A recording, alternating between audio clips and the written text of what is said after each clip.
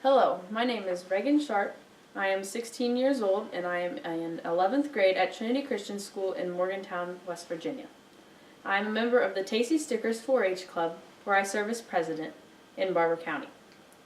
Today, I will be sharing with you some information from my project, Take the Bait, and some information about fishing in West Virginia. The topics I will be covering today are the rivers found in West Virginia, the fish found within the state, the life cycle of a fish, and baits popularly used in the state of West Virginia. Fishing has been a popular pastime in the state of West Virginia since the foundation of the state in 1863, and even dating back to when Native Americans inhabited the land. Fishing used to be a means necessary for catching food, but has turned more into leisure over time. The humid continental climate and mountainous geography of the mountain state provide an apt place for fishermen. The streams in the southern United States grow sluggish in the late summer, but this is not the case in West Virginia because of the mountains for the streams to run through. Here are the bodies of water found in West Virginia. As you can see on the map, there are 21 major rivers and 4 major lakes found in the state. Some of the most popular places for fishermen to fish are the Cheat River, the Potomac River, the New River, and Summersville Lake.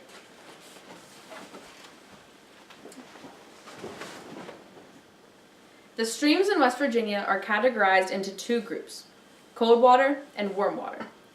Cold water lake streams also often contain trout, whereas warm water streams you can find bass, perch, walleye, and sometimes even catfish. There are 30 varieties of fish found in West Virginia. Here are some of the most popular: trout, walleye, muskie, bluegill, catfish, and bass.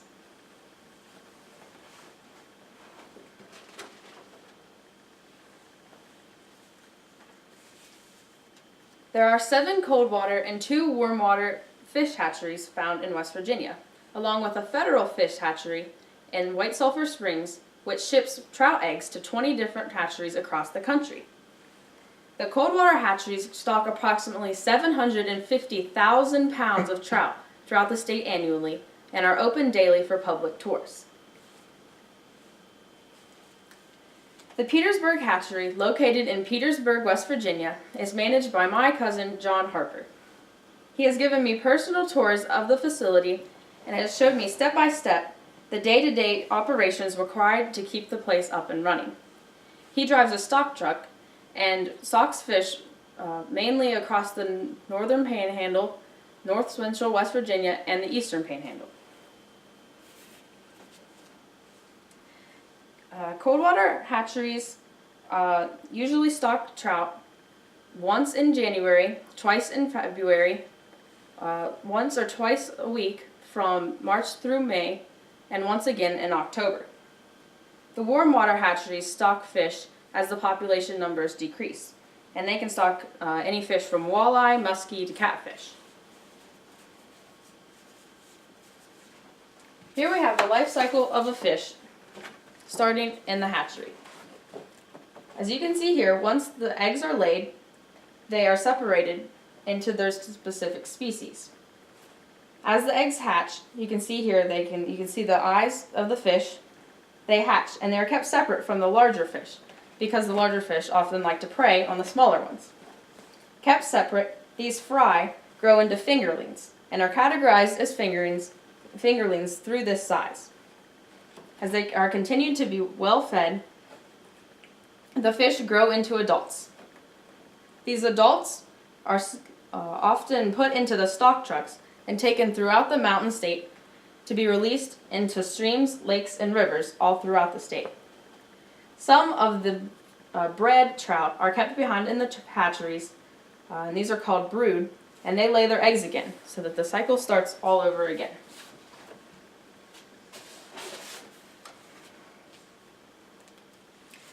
The week of April 2nd through 6th this year was the first annual statewide gold rush, where almost 50 streams or lakes were stocked entirely with golden rainbow trout, 40,000 pounds to be exact.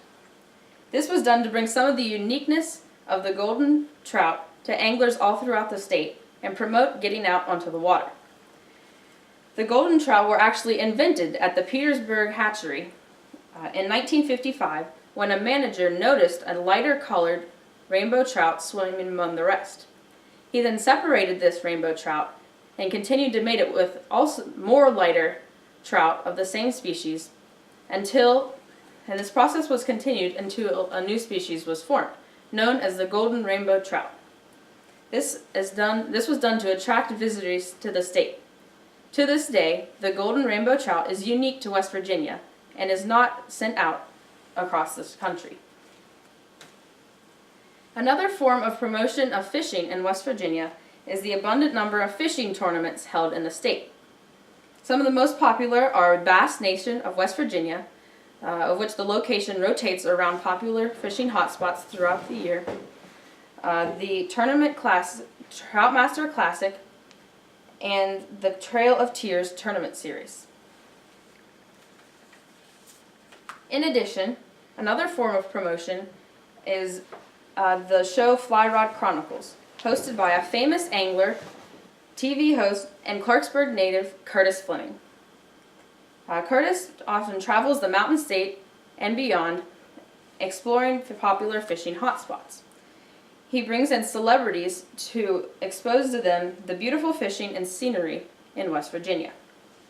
Also, this magazine I have with me, West Virginia Game and Fish, shows popular stories of state fishermen, details hot spots to go fishing throughout the state, and promotes fishing and getting out onto the water. Trout are likely the most popular fish for native anglers due to their beautiful habitats found often in cold mountain streams. The West Virginia state fish is the brook trout, as you can see here. These brook trout are classified by their dark green backs and light pink stomachs. These fish are found in the coldest mountain streams in West Virginia. They are stocked only in some places, but can often be found naturally reproducing in these small mountain streams. In order to protect these fish, as well as others across the state, limits are placed on how many fish an angler can keep after a day out on the water. For example, a fisherman can keep 6 trout, 6 bass, 2 muskie, and 8 walleye. This protects the fish from endangerment. Besides humans, other dangers to the fish are urban runoff, pollution, erosion, global warming, bear, birds, and other predators. It is extremely important for us to keep pollution out of our waters in order to protect the lives of our fish. Also, to keep fishing habits in control in the state, all anglers over 14 are required to carry with them at all times while they are fishing a fishing license. The fees from these purchases are used by the Department of Natural Resources for fishing management, habitat development, endangered species programs, and conservation education. You can either buy a temporary license or a lifetime license. These lifetime or permanent licenses are cheaper when they are bought for a toddler. If you're planning on fishing for trout, it is required that you buy a separate license. So I have with me my fishing license. It is a resident fishing license of a junior sportsman, temporary. I just bought it this year. So this is good for fishing and hunting for the rest of 2018. Also separate on here I have my trout fishing license, which is good for trout for the rest of the year too. These licenses can be purchased online or at about 180 tackle shops across the state. Anyone looking for help for fishing can contact the Department of Natural Resources or ask an experienced angler. Some of the most popular baits used in West Virginia are night crawlers, power baits, and artificial lures. So here in this tackle box, we have a few examples of the baits used to catch some of the fish in West Virginia.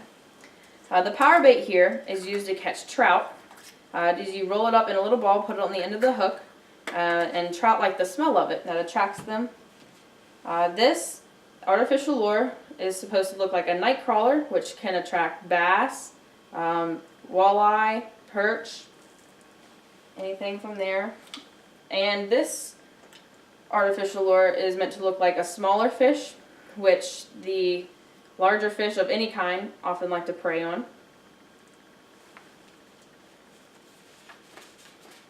So my personal favorite place to fish is Horseshoe Run, located in Parsons and Tucker County, which flows into the Cheat River. My favorite fish to catch is trout.